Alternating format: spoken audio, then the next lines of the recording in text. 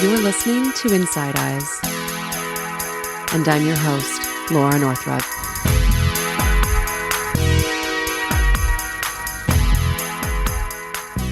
Hello, everyone. Welcome to the final episode of the season. I'm your host, Mae Northrup. Wow, it's been a wild ride. This series is about sexual violence, but I hope everyone can walk away from it knowing that we need to heal from all kinds of violence so that we can be more empowered to stop harming each other and the planet and make this world a joyful and sustainable place to be. Many thanks to all the courageous people who made this series possible by sharing their vulnerability with us. It's not easy to be publicly out as a survivor and as a user of criminalized medicine. Thank you from my heart. So today's episode is about sexual violence that happens in entheogenic and psychedelic spaces. Yeah, that's right. I made a whole series about going to these spaces to heal, and yet we have to have an entire episode on the sexual trauma that happens in these spaces because it's widespread. Today we'll talk about why that is and what needs to happen for that to change. Before we get into today's topic, a small plug. I know a lot of therapists and other kinds of healers listen to the show. You've heard my general style. You've maybe gotten a sense of what it would be like to learn with me. So I want you to know that I teach an online course all about building a sustainable business as a healer. And to celebrate the end of the season, I'm running a discounted sale.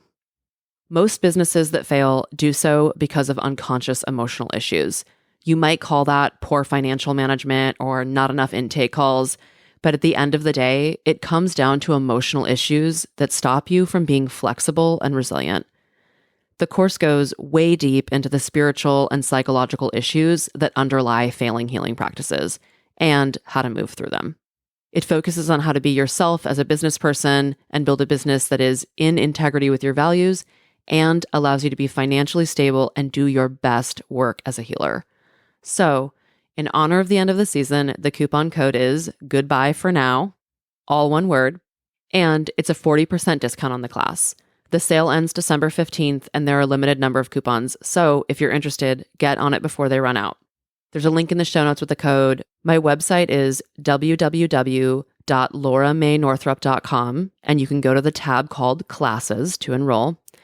Also, no pressure, but season 2 needs some funding to make it happen, and that is likely where the funding will come from. So know that you are supporting the continuation of this work with your purchase. Okay, also to mark the end of the season, I'm throwing a party. It's November 16th, 2019 at Tamrock in Oakland. It's a dance party. I hope to see you there. A link for more info is in the show notes. All right, so on to the main topic of today's show. You might be kind of surprised to hear that there's a lot of sexual violence that happens in entheogenic and psychedelic spaces. And here's what I mean by that. Guides and therapists sometimes abuse their power and engage in sexual violations with journeyers or clients or however you would refer to the person seeking healing. Peers, meaning other people who came for healing in a group format, sometimes sexually abuse other peers. This can happen while people are using the medicine, as in a sexual violation while in an altered state of consciousness, or it can happen around the medicine, so before or after a journey or on a whole different occasion. Guides or prominent figures in the community can also use their power or social capital to coerce or abuse people in the general community with or without the use of an altered state. And people use psychedelics and entheogens to abuse peers in recreational settings as well. So, for example, encouraging someone to take MDMA at a party so that they are more open to a sexual interaction, much like people would use alcohol or roofies as, quote, date rape drugs. But what I'm going to focus on in this episode is sexual violations in practitioner-journeyer relationships. So that means when a guide or a therapist sexually violates their client or the journeyer. I'm going to primarily use the term practitioner and journeyer in this episode to refer to those two different roles. But know what I mean. Anyone who is facilitating medicine work, regardless of their official title, and anyone who is receiving the medicine work. While there isn't research on how often this happens in psychedelic spaces, there is research on how often this happens in mental health relationships in the US. Data derived from a national pool of mental health professionals who represent various disciplines, including therapists, counselors, social workers, indicates that the incidence of sexual contact between patients and practitioners in the United States ranges from 7 to 12%. As most of the studies involve self-report, it is reasonable to propose that the true prevalence is much higher. So based on that data, roughly around 1 in 10 healing relationships includes a sexual violation in the United States. In today's episode, I'm going to talk about why that is, what needs to change to stop it, and very specifically why survivors of child sexual abuse are more likely to be abused in these settings. So I'm just going to repeat that. Survivors of child sexual abuse who are seeking healing in entheogenic and psychedelic spaces are a vulnerable population that is at higher risk for being sexually abused by practitioners. I'm also going to speak from the lineage of healing that I am trained in, which is somatic and psychodynamic. And it's important to remember that there are many valid ways that people think about trauma, psychology, and spirituality, not just the one I'm presenting in this episode. So, in the last year, while I've been working on this series, I've had a lot of conversations with people in and outside of my community about healing sexual harm with psychedelics and entheogens. And on numerous occasions, people have expressed that it seems like a very niche topic, even expressing concern about how many people would be interested in the series. And ironically, when pressed further, typically they didn't mean niche because the series was about entheogens and psychedelics, but rather about sexual trauma. There's an unspoken idea that sexual violence only impacts survivors and that there aren't very many survivors. It's rare for us to talk about the impact that sexual violence has on all of us. The reality is that we all navigate the epidemic of sexual violence all the time, regardless of whether you are actually a survivor of sexual violence. We navigate both the threat and the impact of it. There are things you do every day to avoid sexual harm toward yourself or loved ones. A simple example is not walking alone late at night. The only thing you have to fear about being alone at night is violence. There is nothing inherently dangerous about being in darkness, outside, by yourself. You could be navigating the impacts of sexual harm without even knowing it. Many survivors do not speak about their survivorship, but the sexual harm they've experienced still affects their relationships. You could have a close friend, a parent, a partner, or a child who is a survivor. You could also be in close relationship with someone who has caused sexual harm, and they may or may not be sharing that with you. But you are still navigating the impact that has had on the person and subsequently on your relationship. We live with a global epidemic of sexual violence, and yet it is so normalized that we barely think about how much it impacts each of us every day, even if you've never experienced a sexual assault. So how does this change how we are in the world to be living with so much sexual violence or the threat of it endlessly? As I stated in the first episode of this series, something unique about sexual abuse is that it is all forms of abuse wrapped up into one. It's often physical abuse, it's emotional abuse, it often includes neglect. That could be the neglect that allowed it to happen in the first place, or neglect after the fact. Not believing survivors is a form of neglect. It is also a form of spiritual abuse, and that is critical to acknowledge as a foundation for understanding the political significance of sexual abuse. Sexual violence causes long-term disembodiment. Being disembodied is being disempowered. Sexual violence is an attack on the spirit and the life force that allows us the agency and power to dictate our own lives. Your embodiment is how you determine safety, preferences, desire, boundaries, empathy for others, and it's how you experience your sexuality. Sexuality is spiritual. It is connected to your creativity, your sense of desire, your sense of pleasure, your sense of freedom, and your sense of personal power.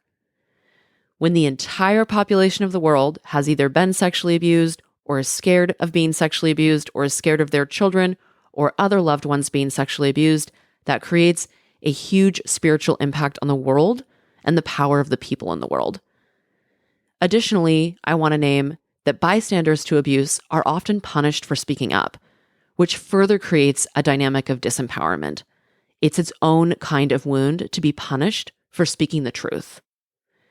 So the bottom line is, we live in a global culture that condones sexual violence as a means to disempower people. But why is it important to understand sexual violence as spiritual and political? And why is that important in the context of sexual violations that happen in medicine work? Understanding sexual violence as spiritual and political acknowledges it as a deeply systemic attack on the very nature of our humanity. It acknowledges the lifelong impact on survivors and our communities, and the absolute necessity for adequate and appropriate healing for both survivors and the community.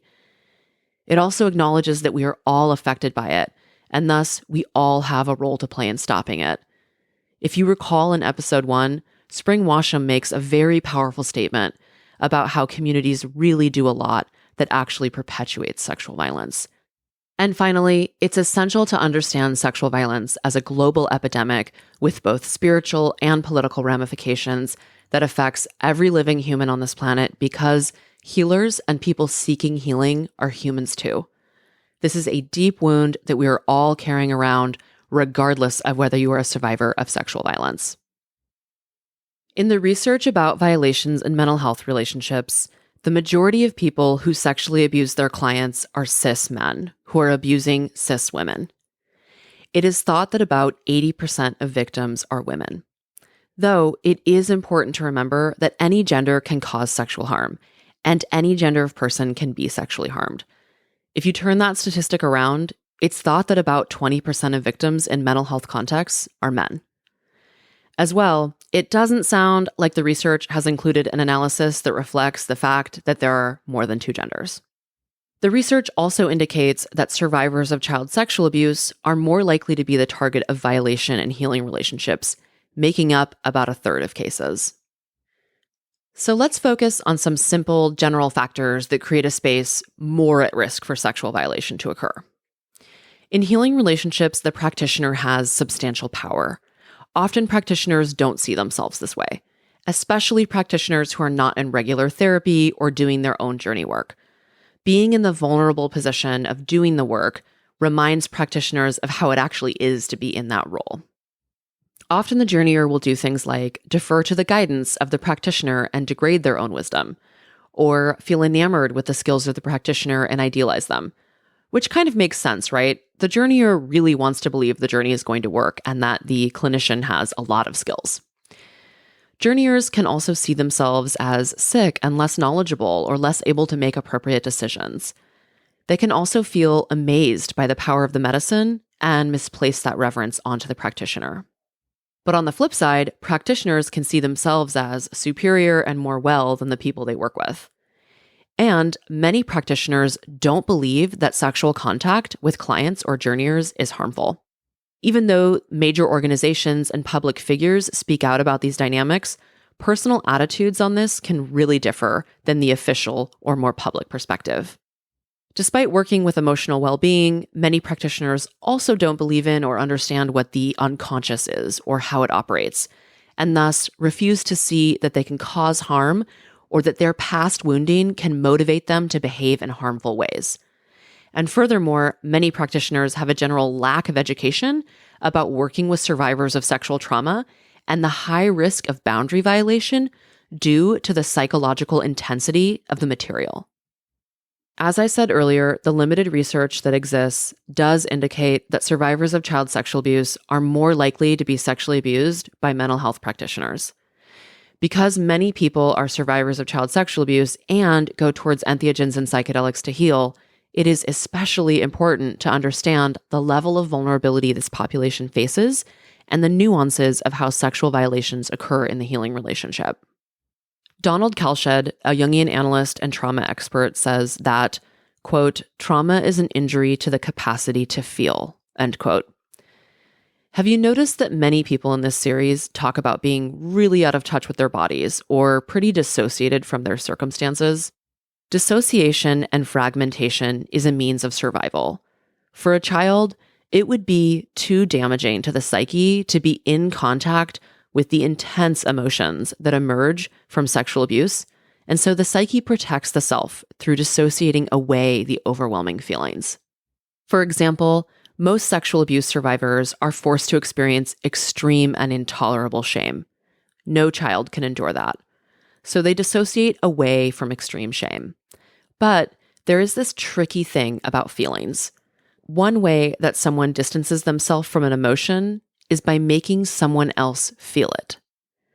You know how someone who feels very insecure about their physical appearance will often criticize the physical appearance of others? And maybe when you are around that person, you start feeling really insecure, and they might not even need to say anything about your appearance, but you can just kind of tell that they're judging you. That's a projection of shame. And that happens when someone cannot tolerate an overwhelming feeling. Someone who has a bit more emotional capacity might feel insecure about themselves, but it's a conscious emotion that they're dealing with rather than projecting onto others. This isn't to shame people for projecting their emotions. It's a natural response to overwhelming trauma. So, survivors of sexual abuse can do a lot of projecting emotions. However, this is not entirely a problem. In order for that feeling to be healed, it needs to be felt, understood, and reintegrated, right? So that means not dissociated anymore. So in order for the feeling to be processed, it needs to become conscious. We all know how entheogens and psychedelics are consciousness expanding. Well, this is one of the ways that works with healing trauma. So when someone comes into a healing space with, for example, unconscious extreme shame, the psyche communicates that feeling and brings it to consciousness so that it can be processed by projecting it onto the practitioner. So a skilled practitioner can say, I feel intensely shamed in this dynamic, and I wonder if that's because there is some shame that the client or the journeyer needs help with. Or another common way to think about this is, this person is shaming me very intensely. I wonder if someone has done that to them in the past. However, to be able to think and feel through that level of shame requires that the practitioner has the ability to tolerate intense emotions themselves. If they are struggling with the same issues and cannot tolerate it, they may just project the feelings back onto the journeyer and thus step into the role of the abuser or the perpetrator. And in a sense, the journeyer's trauma has now been reconstellated, and in extreme cases, they may be re-traumatized. So we project onto each other all the time. However, sexual trauma survivors have been made to feel extreme emotional states, so the emotional states in the healing relationship can feel extreme. Spiritually speaking, sexual violence is so incredibly challenging. Survivors are faced with the wound of what has happened to them and all the emotions around it, but also the spiritual confrontation of how cruel and horrendous the human psyche can be. It is disturbing in itself to be confronted with what can essentially be called evil. When survivors enter into a healing relationship, it is appropriate to bring these dissociated, intolerable spiritual issues. However, because these are highly dissociated and unconscious emotional states and spiritual issues, they tend to emerge in clumsy and challenging ways. And as you can imagine, the same goes for practitioners who have not done enough personal work. Practitioners can project onto journeyers and use them to deal with emotional issues. One of the most common ways practitioners do this is by projecting that the journeyer is unwell, sick, or bad, while the practitioner is busy being good or a savior and pretty divorced from their own humanity and complexity. As a therapist, I can most definitely attest, we still have issues even once we've stepped into the role of a healer. We live in a culture that condones projection. Oppression is a form of projection. Privileged groups systematically project unwanted characteristics onto oppressed groups. And internalized oppression is what happens when an oppressed group identifies with the projection. This is significant when we think about patriarchy and the high rates of cis men healers abusing, most often, women clients. So we all have unresolved feelings, but the ones that are extreme are generally more detrimental when projected onto others.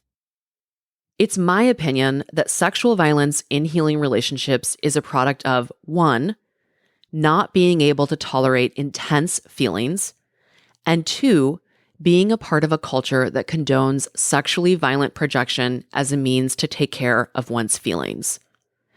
Some of the dissociated feelings that are projected through sexual violence are powerlessness, shame, terror, rage, profound grief, and profound betrayal.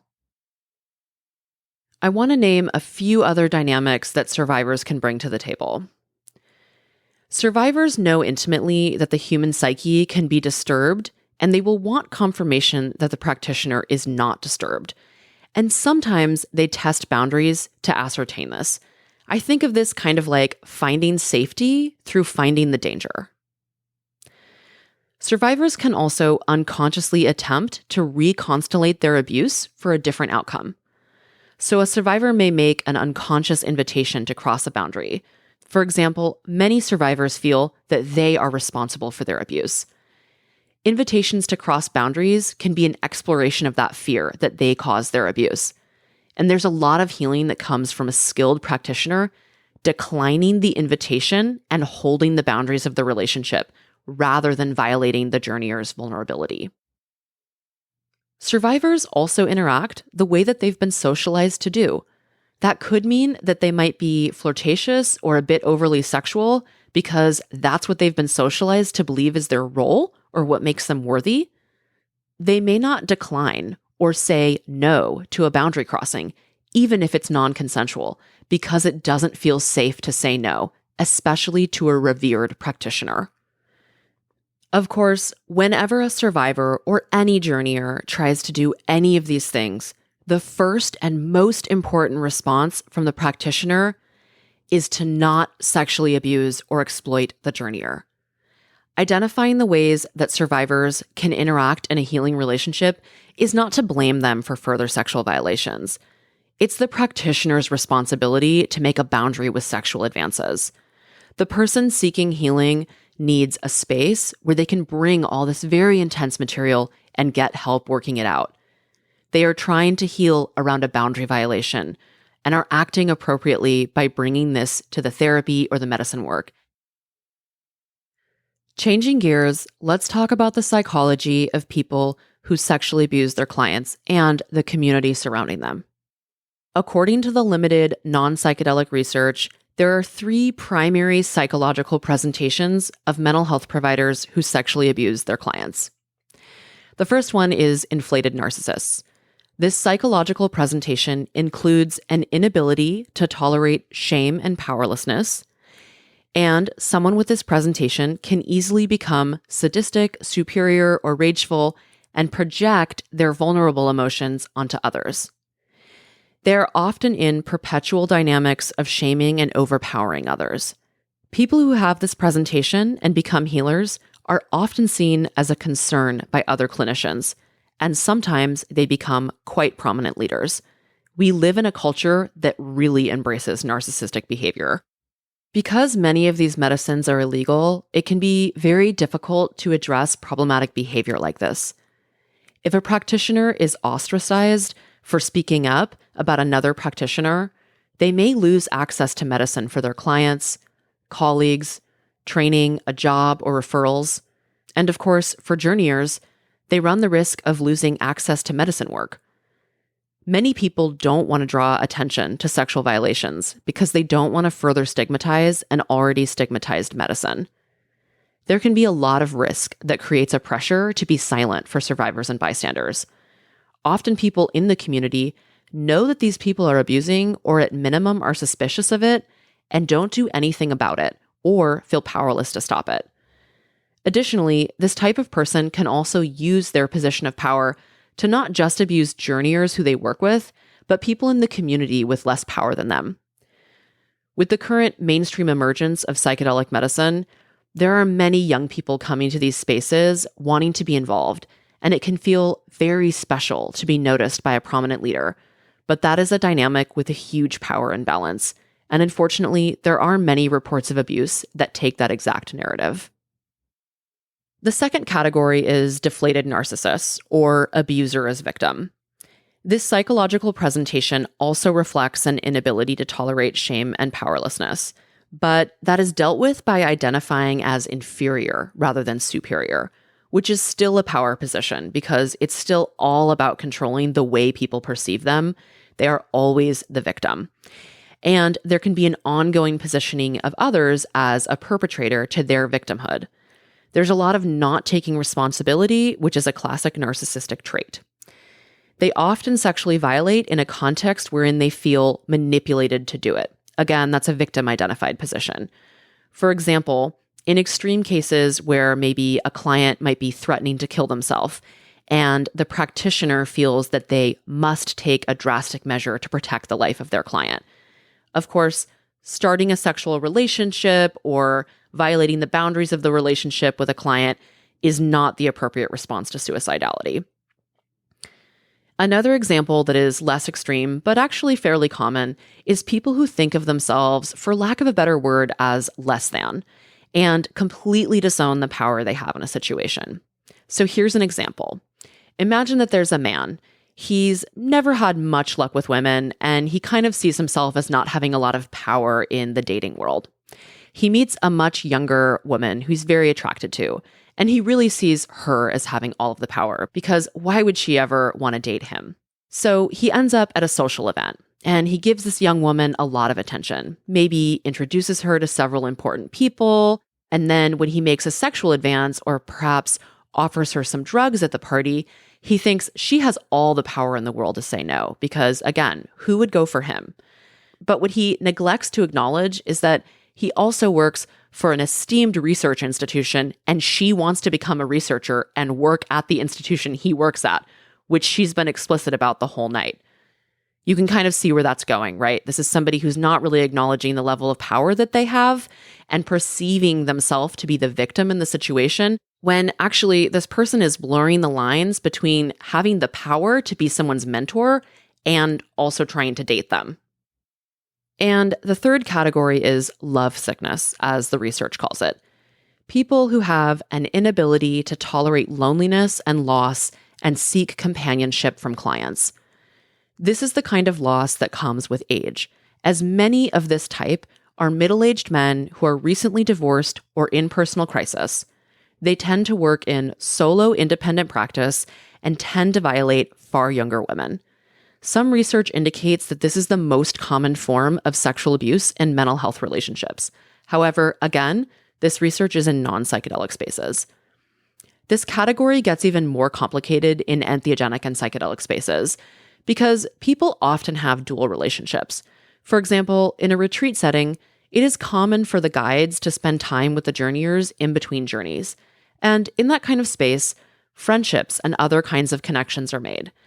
It doesn't seem like a far jump for a practitioner to meet someone of romantic interest in a retreat setting. However, let's remember that there is a power imbalance in that dynamic.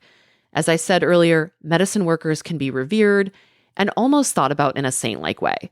There's a common myth that people using entheogens and psychedelics are somehow more healed, more spiritually grounded, and safer people, and that myth exists around non-psychedelic therapists too. And some journeyers may even harbor a fantasy that being in a relationship with their healer will help them heal more. Psychedelics and entheogens are amazing, but they don't prevent human beings from acting out. People need to have done way more than just ingest these medicines to attain and maintain spiritual groundedness. Additionally, the psychedelic community, as it's often called, is not very politicized. There is not a very nuanced conversation and understanding around sexual violence happening yet. And there's quite a bit of spiritual bypassing when it comes to political issues. Of course, there are pockets of people and there is work happening, but speaking to the overall community, this is still really not something that's very well understood. A common trope in response to a survivor coming forward in these spaces is, that happened to you because that's what you have to work on. No. Survivors working on healing around sexual violence do not need to be re-traumatized as part of their healing.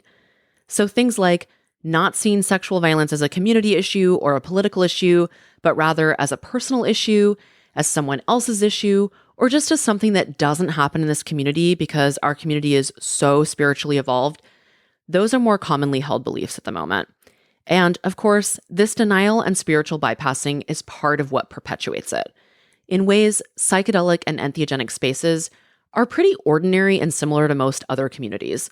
Sexual violence is everywhere, and denial is a global strategy to deal with it. So let's look at some other aspects that contribute to sexual violence in this realm. Entheogens and psychedelics support embodiment, which includes feeling sexual. It is common to feel sensual, to be aroused, and even to have an orgasm without physical stimulation during journey work. It is the job of the healer to make space for the emerging sexuality without violating it, but a healer needs to have the capacity to do this. Mind-altering substances are culturally accepted ways to engage sexually. This especially pertains to sexual violence among peers, but also between practitioners and journeyers or community leaders and less powerful community members. It is completely normalized to encourage intoxication before a sexual connection. This is a very common way that people have been socialized to deal with feeling ashamed to initiate sexual contact. Rather than being in the raw vulnerability of requesting sexual contact with another person, substances are used to blur boundaries, lessen the ability to consent, or soften the shame response. As I stated earlier, people exist in dual relationships and community more than in traditional therapy. People are friends, lovers, colleagues, and in healing relationships. Dual relationships require far more attention to boundaries and power dynamics than the community currently gives. Additionally, entheogens and psychedelics are boundary expanding in our minds and spirits, and it can feel compelling and liberatory to live with less boundaries. But boundary expansion can easily become just plain not having enough boundaries. In this way, expansion and freedom can become a narrative that justifies sexual violation. True liberation comes from the freedom to say no or yes, to contract or expand. It's not somehow uptight or lacking in liberation for a practitioner to say to themselves, I'm in a power position to this journeyer who has come to me for healing. I am not going to pursue sex with them in order to create a safe space for them to heal. And if a practitioner feels for some reason that this person is the one, I would strongly encourage slowing down and considering why that is and talking with peers and mentors before acting on anything. In my experience, when there's no room to talk about something before acting, or something needs to be kept a big secret, that's a surefire sign that it's related to trauma. All right, so the big remaining question is, what needs to change to prevent sexual violence in entheogenic and psychedelic spaces? Before I answer that question, I want to say something about how culture change happens.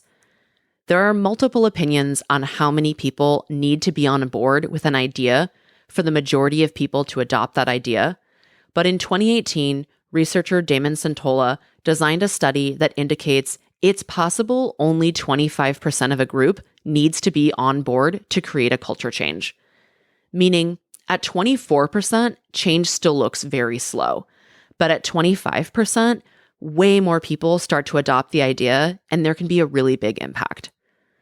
Sexual violence is a community issue, and it will only change when the culture of our communities changes. There are plenty of people who know that sexual violence is bad, but still do a lot to unconsciously perpetuate it.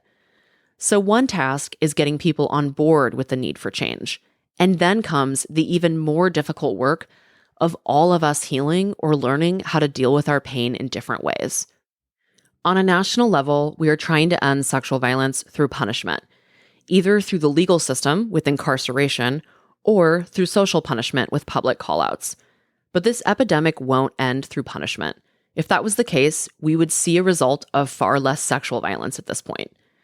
This epidemic is going to end through healing. As I have said, all genders can sexually harm, but I want to be really frank and real. Cis men need help.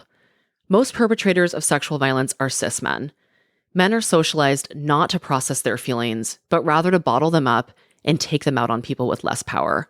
That's a really isolating and painful experience that results in a lot of harm. They need help. They need to talk more about what is happening. They need education about what sexual violence is, and they need healing. And if you look around, men are in the majority of the positions of leadership in the world of entheogens and psychedelics. Major players in creating the culture of psychedelic and entheogenic spaces are training programs, research institutes, practitioners, conferences, party throwers, media, and anyone who creates a space that people use these medicines in. This might seem a little non sequitur, but hang in there with me because I want to tell you a little story about how culture impacts sexual violence. Harbin Hot Springs used to be one of 2 hot springs near Oakland, where I live. The other one is Orr Hot Springs. Harbin had a horrible reputation when it came to sexual harassment, but some people I knew loved it, so I went ahead and tried it once. Wow. I felt like I should have been paid for my presence and given a month of free therapy after being there. I was sexually harassed at an almost constant rate. Aside from endless stares and offers for a massage, and I'm putting that in air quotes, a man came right up to my genitals and stared at them and made a licking motion with his tongue. And at another point, a man grabbed me and started massaging my arm with no warning.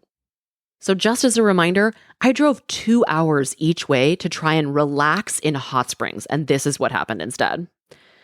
I obviously never went back. I only went to Orr, a place that I had never experienced harassment of any kind. However, in 2015, Harbin was destroyed by a fire. Many of the people who frequented that place ended up at the other hot springs nearby, Orr Hot Springs. People were concerned that Orr would become the new Harbin, full of sexual harassment. But something else happened. Certainly, many people who formerly went to Harbin started frequenting Orr, but the culture that existed before at Orr is the one that prevailed. Orr makes it clear that they want you to be comfortable. They tell you if anyone is making you uncomfortable to tell them, and they will do something about it. One time, I did see a man who was very drunk in the hot springs and talking way too much to 2 women who clearly did not welcome the conversation. And I let the staff know because that's a danger to his health to be drunk in hot springs, and he was being overbearing toward the women. And the staff immediately went to intervene.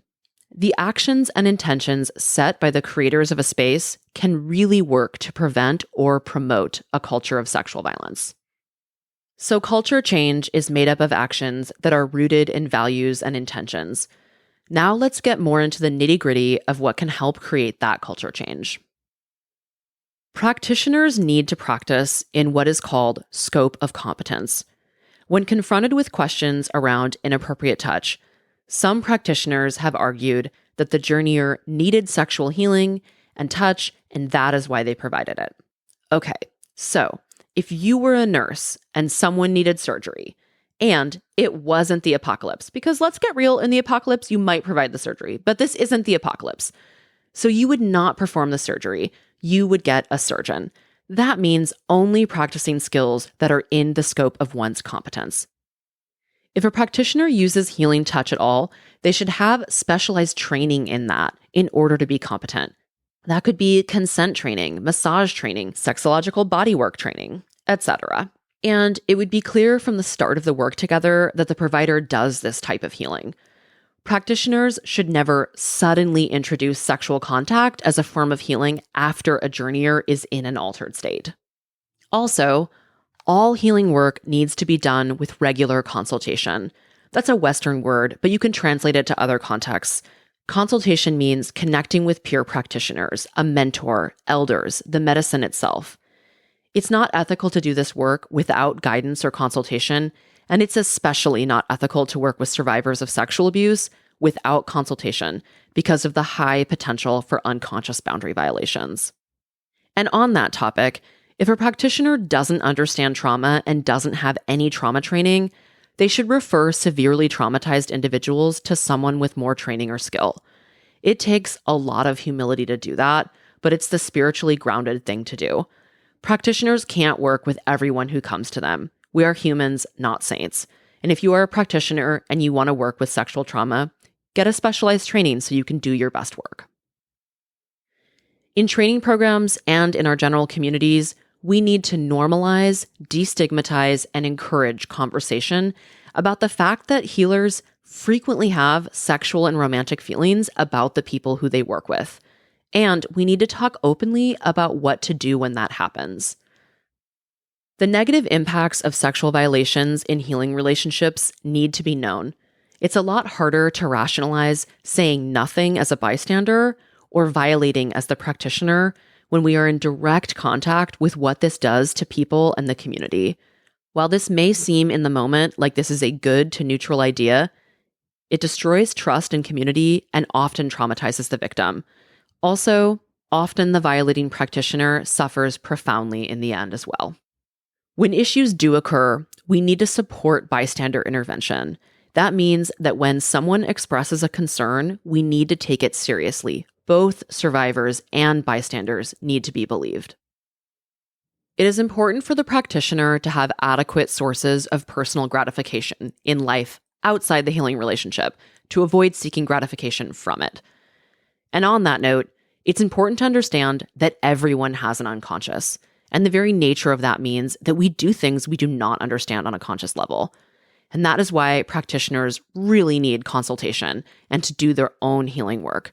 It would be absurd and inhuman to expect that a practitioner wouldn't have their own wounded material to sort through in order to offer healing. And in fact, for a lot of practitioners, that's really where the medicine comes from within them, is the healing that they've done around their own wounded material. Even seasoned practitioners struggle with old wounds. It's just human. Practitioners also need more than a one-shot training. These topics need to be integrated in all aspects of training. I really mean that. Every single training about psychedelic and entheogenic medicine should be able to talk about issues such as consent around touch and understanding the complexity of working with these intense dissociated feeling states we talked about earlier. Practitioners working in community need clear boundaries, and they need to be honest with themselves about the power of their social capital when pursuing sexual relationships in the community. When in doubt, consult with others. If you feel a need to keep your desires secret or feel that there might be some people who disapprove, take notice of that and ask for help in getting clear on it. And finally, each of us needs to do the deep spiritual work required to transform the violence that has been done to us and stop the cycle of moving it forward or passing it off on the most vulnerable person available. It takes the whole community to allow sexual harm to happen, and it will take the whole community to stop it. As a larger culture, we lack the skills to weather the collective shame, grief, rage, and sadness of this incredibly violent world that we're living in. This is slow work, and it starts with growing that capacity in yourself. All right, people, stay tuned for season 2 sometime in 2020. And really, thank you for listening. I want to acknowledge that my ability to make this series is possible through the multitudes of survivors who came before me and were committed to liberation. One such person that has deeply inspired me is Maya Angelou. Here are her words. History, despite its wrenching pain, cannot be unlived. And if faced with courage, need not be lived again. Lift up your eyes upon the day breaking for you. Give birth again to the dream.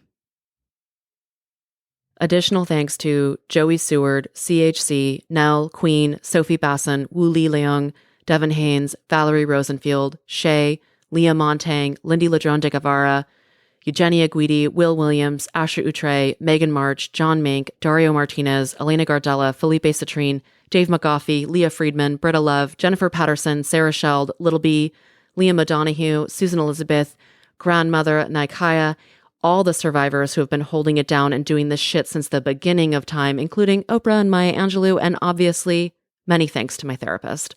See you at the closing party next weekend. And don't forget that I'm running a sale on my business course for healers to celebrate the end of the season. Links in the show notes. Until next time.